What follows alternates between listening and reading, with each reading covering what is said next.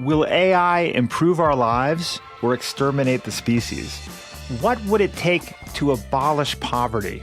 Are you eating enough fermented foods? These are some of the questions we've tackled recently on The Next Big Idea. I'm Rufus Griscom, and every week I sit down with the world's leading thinkers for in-depth conversations that will help you live, work, and play smarter. Follow The Next Big Idea wherever you get your podcasts. Break language barriers instantly by translating up to 44 languages in real time with the HP AI PC, powered by the Intel Core Ultra processor. With the right tools, work doesn't have to feel like work. Learn more at hp.com/AI PC.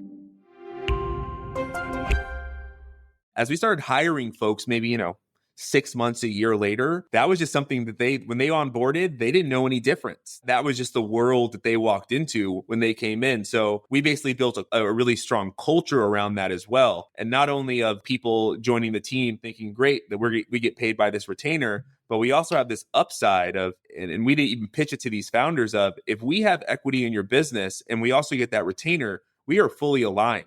You could literally stop working with us in a year. And if you hit me up 2 years later and say, hey, I need help, I'm going to do it. I have equity in your business. I am invested forever.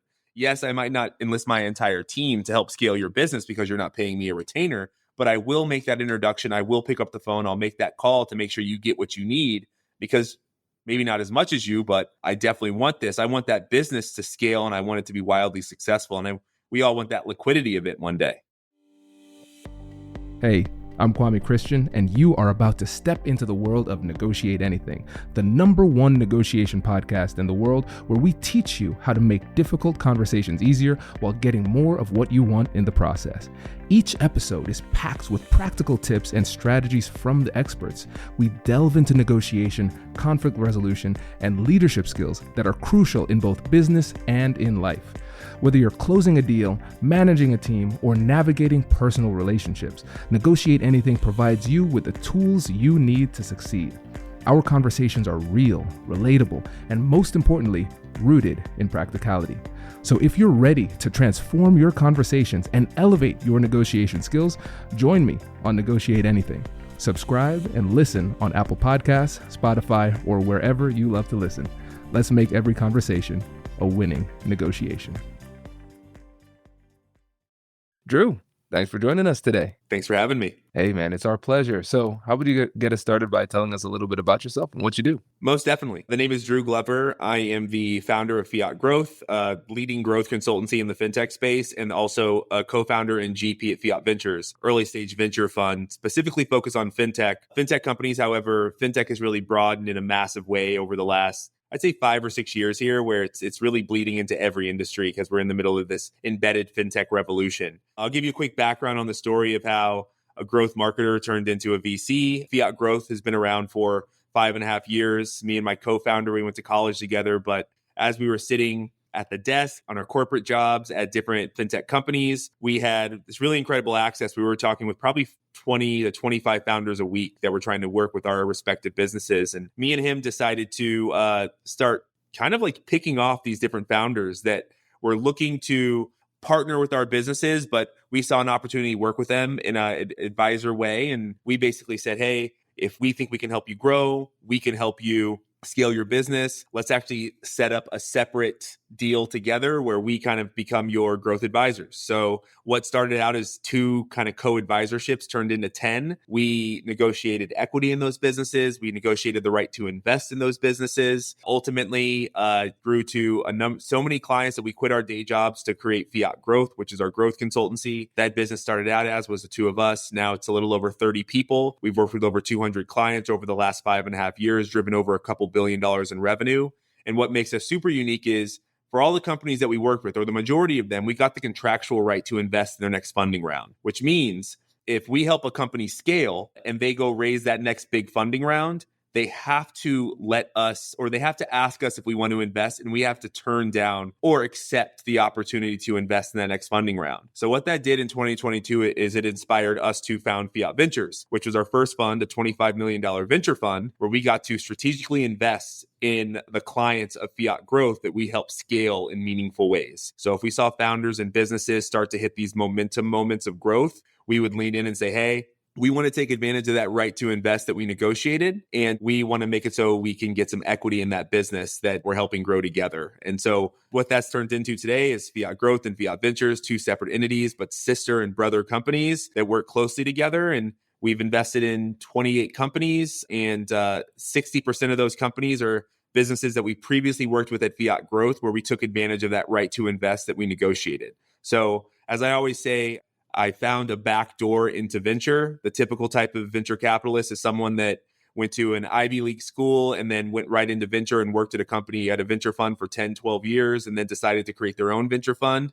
Instead, although I went to Cal, go Bears, I was able to start a growth consultancy and leverage my access to really incredible founders and leverage my ability to grow businesses, turn that into Fiat Ventures, where I am a GP at a venture fund. Incredible. This man, I'm so enthralled with your story that I forgot I was part of this podcast and felt like I was listening to a podcast. I'm like, oh my God, what comes next? This is great. This is like a pick your own adventure for me right now. So there's so much that I love about this because it shows the power of negotiation sprinkled into every type of interaction that we're having. Because you had the negotiation with your colleague at the beginning, before Fiat Growth even existed, saying, hey, let's come together and work this out. And then you had the negotiations with those founders, those early stage founders saying, hey, trust me, let's see if we can work this out. You started the company and now you're negotiating with them for equity.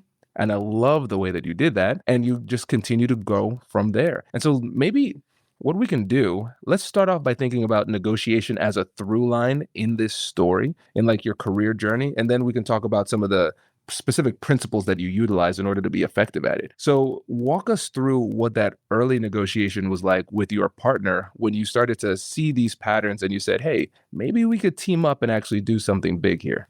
Yeah, so I think like one of the biggest through lines is just having the gall, having the confidence to ask uncomfortable questions and feel comfortable seeing other people uncomfortable. I think a lot of times people want to break silence because they feel uncomfortable. But I think the main reason they break the silence is because, yes, they feel uncomfortable, but when they see someone else feel uncomfortable as well, that together kind of just like breaks people down in a really interesting way. But if you're able to hold silence, ask hard questions, live in the discomfort, you're going to see other people react in ways that are always going to surprise you. Going back to the very beginning of my story, me and my co-founder worked really hard to set up uncomfortable moments with other people when we didn't have much to lose. So when we started this business, we still had full-time jobs. We had full-time salaries. I think what you see a lot of times is what I always call failure porn, that you see a lot of these Gary V and these different people talk about, quit your job, live off top ramen, like figure it out. One of the best things I ever did was actually start my business while I had another full-time job, because my fear of losing, my fear of failing, it was much lower. I knew that I wanted to go start something else, but as we were starting this business in Fiat Growth and we started getting on the phone with some of these founders that said, hey, like, I think you could help me scale my business. What if we just hired you and Alex as our advisor? In those moments, we had a full-time job and I knew we could really shoot for the stars with some of the questions and the demands we had. And we would sit down and say, hey, like, we can help you scale. Our model is very simple. Pay us a flat retainer for our services. And every single time we work with a founder, because we're very picky, every time we work with a founder, you need to provide us equity in your business and we need to get the contractual right to invest. That was a prerequisite. I think what happens with a lot of people that are negotiating is they try to close one deal and they try to throw in sweeteners, where those sweeteners, if you care about them, they need to be a prerequisite with the actual deal itself. You can't try to negotiate the things you really want after you've negotiated one part of the deal already. So, for us, that was a prerequisite. People are like, cool, like if we give you equity, can we lower the retainer? The answer is no. Like, this is the package, take it or leave it. And so we enlisted that model and that mindset very early. And as you know, when things start working, then you're not as inclined to change what you came out of the gate with. So for us, that right to invest, that equity, that retainer, that became something that was embedded into our entire business from day one. And as we started hiring folks, maybe, 6 months, a year later, that was just something that when they onboarded, they didn't know any difference. That was just the world that they walked into when they came in. So we basically built a really strong culture around that as well. And not only of people joining the team thinking, great, that we get paid by this retainer, but we also have this upside of, and we didn't even pitch it to these founders of, if we have equity in your business and we also get that retainer, we are fully aligned. You could literally stop working with us in a year. And if you hit me up 2 years later and say, hey, I need help, I'm going to do it. I have equity in your business. I am invested forever. Yes, I might not enlist my entire team to help scale your business because you're not paying me a retainer, but I will make that introduction. I will pick up the phone. I'll make that call to make sure you get what you need, because maybe not as much as you, but I definitely want this. I want that business to scale and I want it to be wildly successful. And we all want that liquidity of it one day.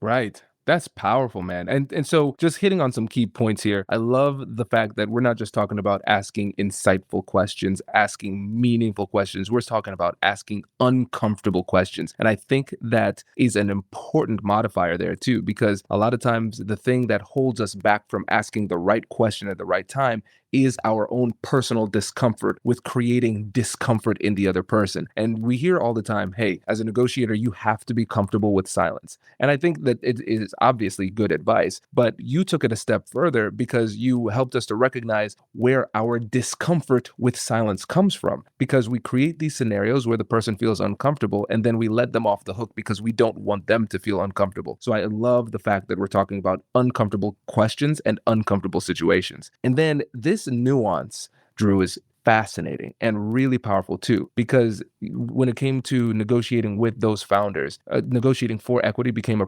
prerequisite versus a sweetener, like an add-on at the end. And so what you did in those negotiations is that it's almost like you created a new status quo.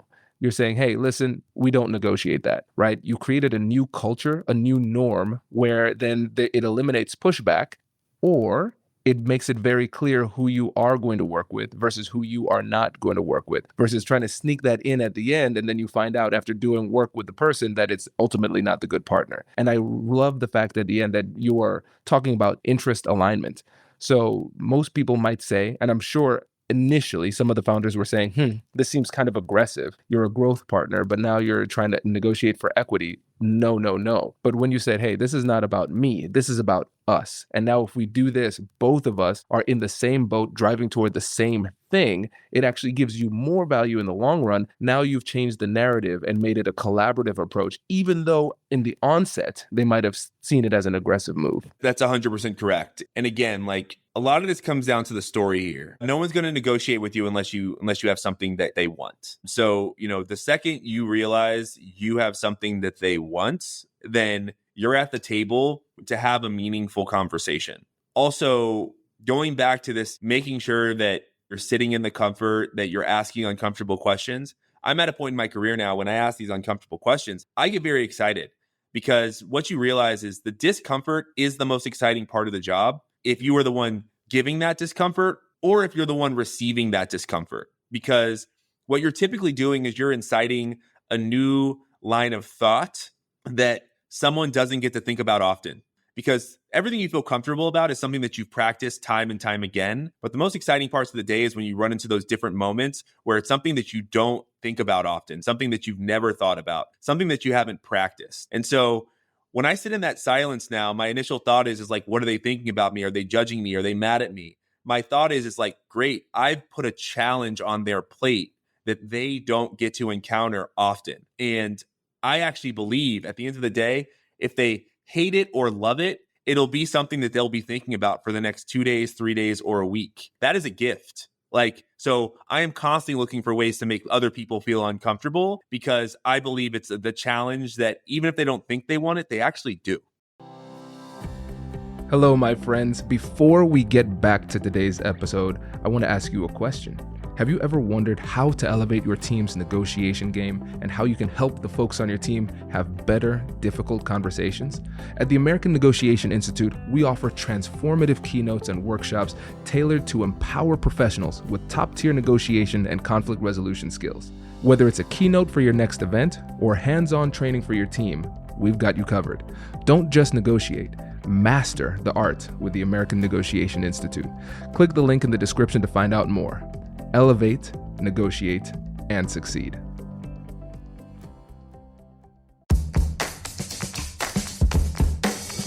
Hey you, I'm Andrew Seaman. Do you want a new job?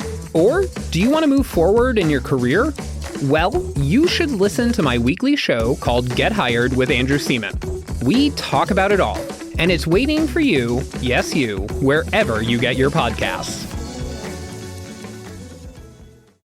Introducing the HP AI PC, your powerful AI assistant.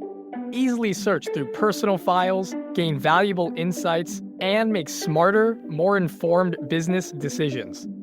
Unlock the future of work today with the HP AI PC, powered by the Intel Core Ultra processor. With the right tools, work doesn't have to feel like work. Learn more at hp.com/AIPC.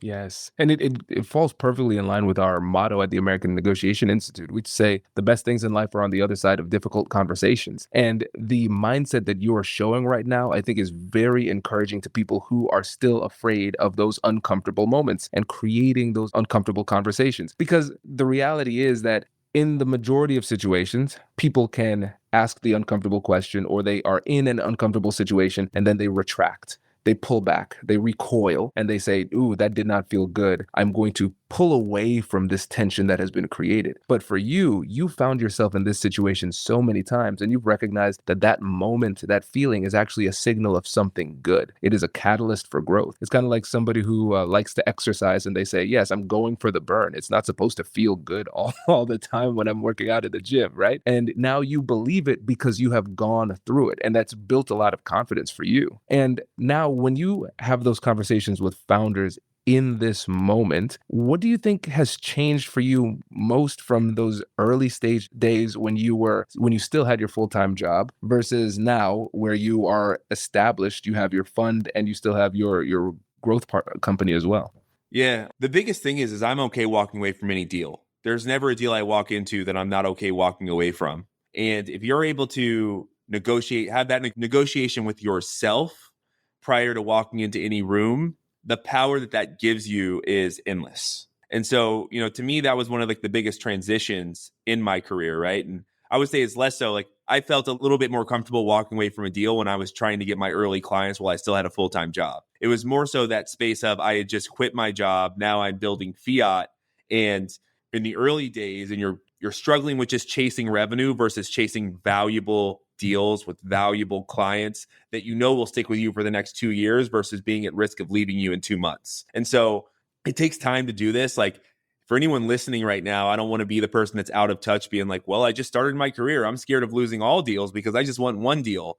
But I promise you, if you have the negotiation with yourself that you're early in your career, you are going to have a million conversations with a million opportunities throughout your career. The more you walk into that room knowing it's okay to walk away, and if you just get that sixth sense of this doesn't feel right, it's not going to work out, this isn't going to be the right client, this isn't going to be the right boss, or this isn't the right idea to chase down, the conversations and negotiations you're going to have are going to go so much better because you'll always be sitting from a side of supreme confidence in that if it doesn't smell right, I'm out. I agree. And I'm liking that we're talking about this because, again, this is one of those things that we hear so frequently in negotiation. You have to be okay with walking away. But I feel like we don't do a good job just as an industry of explaining what makes it so hard and what you could actually do about it. Because the reality is there are a lot of people, like you said, who are in that situation where, hey, listen, this is a matter of putting food on the table, right? I need this. But what we found is that the circumstances can make it a little bit easier for you to put yourself in a position to walk away. And when you think about the analysis of leverage, a very simple way to look at it is whoever needs the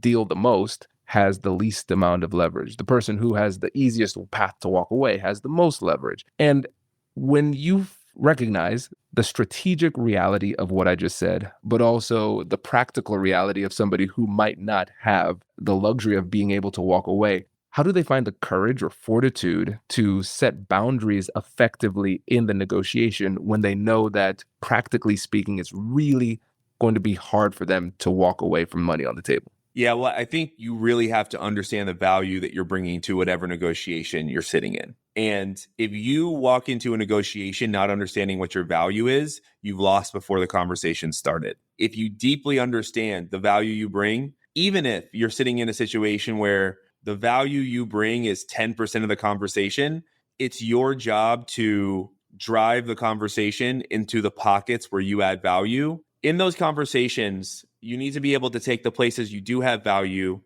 enhance them, lean on them, and make sure those shine. But all the places you're not adding value, you need to just make sure you have a really clear and compelling story of like where the value you can still bring in those areas are, but also at the same time, making it so you're being truthful and transparent, that that's not an area of expertise. I believe in a negotiation, telling the truth, it's undervalued. A lot of folks walk into those conversations trying to oversell something. And when you don't have leverage, you tend to have a tell. And so turn your challenge into leverage by telling the truth. When you start telling the truth, that actually turns into a leverage point for you because you can use that as a really compelling part of the negotiation. I love this, Drew. I love this. And it's funny because one of the things that's most fascinating to me about this is that you're the second interview of the day for me, and both people are in the VC firm negotiating $1 million deals and multi-million-dollar deals. And both of you talked about the value of truth. It's so important to talk about the power of truth.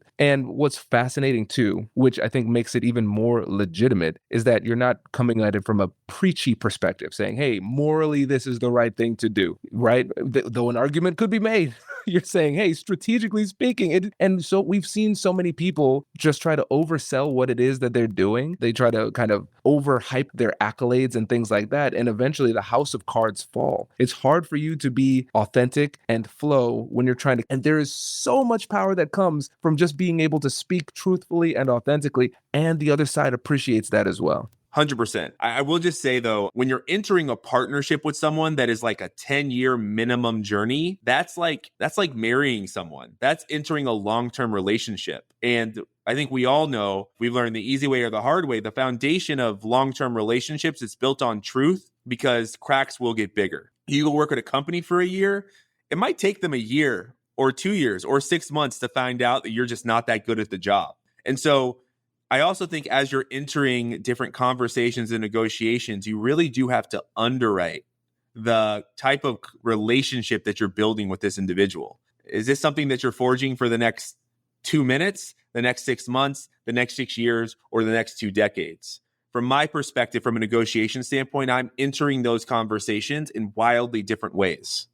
That's powerful. That is powerful. And it makes a lot of sense too. Speaking as somebody who is married as well, I realize, hey, listen, those cracks, they keep up. They get bigger. They get bigger. You can only keep up the facade so long before, hey, we're going to have a tough conversation too. So I really like that. And one of the things you talked about is the power of storytelling in these negotiations. And I think the nexus between negotiation and storytelling is very strong and legitimate, but not talked about enough. And we have the stories that we tell, that we weave together for the purposes of telling people who we are, what it is our company does. But then I liked how you talked about the stories that we tell for the value that we provide and the stories that explain the challenges that we might be facing. So we're still being honest about those vulnerabilities in those long-term partnership types of negotiations, but you're doing it in a way that diminishes or reduces the negative impact of the reality because of the story that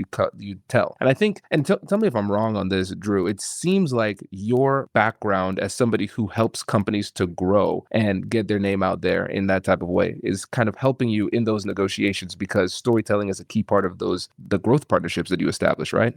That's right. I also think just experience, consistent, constant, numerous experiences consistently add to different ways you can tell your story. I'm at a point in my career now where I focus less on trying to make it so my story just continues to be perfected. I try to actually make it so I have 50 different ways of telling my story based on different rooms that I'm walking into, based on people I'm speaking to. Like, I grew up playing sports. I played football in high school. I played football in college. The thing that I got away from football, specifically the sport of football, is I got access to so many different types of individuals, if that be from an ethnicity standpoint, from a socioeconomic standpoint, from a location-based standpoint. It gave me the ability to code switch in a really effective way. I consistently call it my superpower of being able to walk into any room of any person, doesn't matter what their background is, and being able to not switch my personality, but switch my kind of aura as I walk into that room to talk to that individual based on who they are and what they do, and make it so they feel comfortable and make them feel as if they don't need to change themselves to communicate with me. And so those experiences, if that be an experience of playing football or an experience of working with 25 different types of tech venture-backed businesses, it gives me the ability to pull from experience to tell a story in real time. And I'll give you this cheat code that I've used specifically because of where AI is today. Is I'm a huge consumer of media, of content. If that be movies, if that be TV shows, if that be documentaries, if that be YouTube videos of different speeches from different people. What I'll do sometimes is when I see a speech that I really love, someone else who's told their story in a really compelling way, I'll actually rewrite my story on ChatGPT, and then I'll ask through a prompt, can you please retell my story in this person's voice? And so think about this, like I'll write a story or a pitch of myself out, and like, let's call this one show that I like is the Newsroom. Aaron Sorkin wrote The Newsroom. He also wrote The Social Network. I'll write out my own story or a subset of my story, and I'll say, can you rewrite my story in the tone of Aaron Sorkin and the show Newsroom? And Aaron Sorkin's like very specific, very direct, factual, analytical, and it'll rewrite my story as if I'm this like analytically minded, data-driven person, but it'll be my story. Or I can say, hey, write it in the voice of Maya Angelou, and it'll do that. That's a very extreme one, but you can actually write your story out and put it into AI, and it can tell you how other people you respect in the business world or in the arts world would speak it. And I don't copy and paste that and speak in that, but I use it as inspirational points to add different nuance to how I talk about myself. My mind is blown. My mind is blown. I use ChatGPT for hours every single day just to like hone the skill, but also to refine thoughts. Like I journal a lot every day, and so I'll run my thoughts, my analysis through that to see what other elements that I miss, and just use it just in business all the time. I've never thought about it in terms of helping me to craft my story in different voices. I would always have it crafted my story or something that I'm writing in a better version of my own voice. I never thought about that. And that's really powerful too, because sometimes you have these interactions with people where they see you in a different light, but sometimes they can almost see you in a more accurate or profound way than you see yourself, and you learn about yourself through their eyes. And I never thought about taking that story and seeing how other people would tell your own story too, because you're right, when it comes to code switching, which is the ability to slightly shift parts of yourself while still maintaining the core identity in order to connect with other people on a deeper level. If I'm talking to somebody that's more analytical, that different type of storytelling methodology would work with that person. Somebody who's a little bit more artsy, maybe somebody who's interested in poetry, that type of stuff. Maybe something that is a little bit more esoteric, a little bit more artful might resonate more. But for me, a part of my identity, neither one of those comes naturally to me. So even if I were to try to prompt myself to say, hey, Kwame, be more analytical and from a data scientist's perspective on how to tell your story, I don't have access to that, but the AI could do it. Man, that's so good. That is so good. And I know we're a wee bit over time, but I want to go deeper on the code switching part, because I think that is a superpower that a lot of people could have, but don't truly know how to cultivate it. So can you go a little bit deeper into what that means to you and maybe some examples of how that's worked in the business world? Yeah, I'll just tell you, if you're seeing this over video, you know it already. If you're not, I'm a Black African-American man living in America. I was forced to learn how to code switch. As you know, within the VC world, it's less than 5% of GPs are Black. From a founder perspective, less than 5% of founders are Black. And that gets even smaller when you talk about Black females as well. So just keep that in mind. But I grew up obviously thriving in my own community, which was a majority Black community. But as I found myself really wanting and inspiring myself and pushing myself to live and thrive in this tech world, I knew that I had to find ways to, again, not change myself, but be able to change the way I speak about certain things so it resonated with the people that I was speaking to. Sometimes I'm raising money for my venture fund. Sometimes I'm explaining to a founder why they should work with us on the Fiat growth side of the business. Sometimes we're just trying to close a partnership with some folks. Regardless of me being Black or them being whatever, I'm showing up and I'm trying to make complex ideas simple. And in my mind, and I'm treating other people the way I want to be treated, things that I really respect about other folks that I speak to is when they can tell me about something that I don't know a lot about and make it really simple and digestible for me.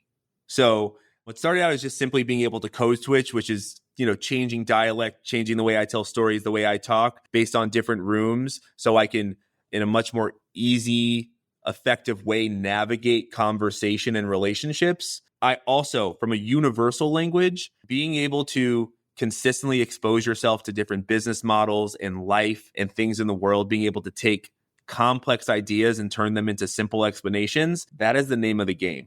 If you can do that, you'll be really, really successful. And I will also say you're going getting as much exposure to different business models as possible. There's one thing that I value wildly about being a VC is I speak to 1,000 founders a year, 1000. By doing that, it makes it so if someone comes to me with an idea, I can dissect that idea in 25 seconds because I've seen hundreds of other companies try to build that idea. I've seen hundreds of companies fail at that idea. I've seen hundreds of companies succeed at that idea. I've also seen the founders, and I've been able to look at the ones that have made it successful and not successful based on their personality and their grit and their ability to tell a story and fundraise and build a team and build a product, break a product, rebuild a product. And so, again, all these experiences I've had in a space that I spend the majority of my time trying to be successful in, I'm able to dissect moments quickly. And that being a baseline, also with that next line being able to code switch based on the different rooms that I'm in.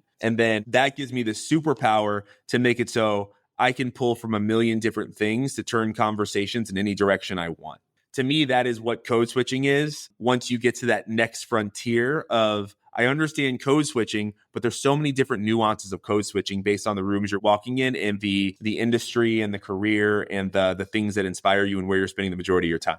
Brilliant. Brilliant. So there's really two elements of that, because if you code switch but you don't know what you're talking about, then it doesn't help at all. But you have that knowledge through experience, through all these conversations, and frankly, knowledge that you can't really get through traditional methods of learning, right? So you could go to school and you can read all the case studies from B school or whatever, but it will pale in comparison to the real world experience that you have from actually having these conversations with these people to understand their business models. And then, because of your diverse background, you've had these conversations with different types of people. So sometimes when people are saying, okay, I am talking to somebody who's different from me, I am going to act like them, then there's a problem there. When you're trying to act, that means you don't really have it in you, because you don't know enough about the culture to naturally flow in it. Because the thing that's really interesting about code switching, a lot of times it just kind of happens automatically. People might hear you and say, how did you do that? Well, do what? This is just how I operate in this field, so the experience, both in business, but also in the interpersonal relationships, that shines through. And I think that's really, really powerful. Yeah, I'll just add one more thing there. And this is for someone that doesn't have the luxury of being in business or having access to ChatGPT or being able to look at all these business models. The one thing that will inspire this ability to code switch and being able to kind of morph into these different spaces is simply curiosity. My dad, when I was a kid, he ran a nonprofit. And again, he was fundraising dollars. He was a community organizer. And I just watched him as a kid engaging with the community.